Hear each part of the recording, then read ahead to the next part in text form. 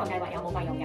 咁醫管局咧會資助病人8000蚊啦做呢一個手術啦，而病人自己都需要支付唔超過8000蚊嘅費用。私家醫生係唔會收取多於16000蚊嘅費用。咁當然啦，如果係計劃以外嘅 items 就會有額外嘅費用收取啦。有啲合資格獲得豁免嘅病人啦，即係合資格豁免病人係可以揀翻豁免收費私家眼科醫生嘅。咁醫生就會豁免翻病人嘅自付額啦。咁如果係公務員啦或者合資格嘅人士參加呢項計劃啦，首先咧要向私家醫生咧俾翻呢個自付額先嘅。咁做完手術之後啦，可以向翻衛生署申請，跟住就發還翻個8000蚊嘅自付額啦。想參加計劃需要點安排？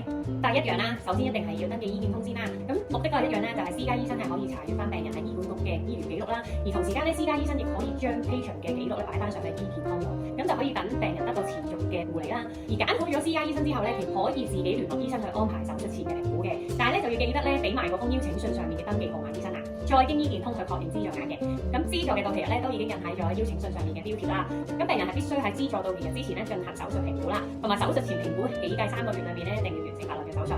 如果未能喺呢一個期間裏面接受到白內障手術啦，又或者因為某一啲原因決定唔參加計劃啦，咁病人咧係會轉介翻去原有嘅公立醫院啦。而先前喺醫院嘅輪候時間嘅次序都維持不變嘅。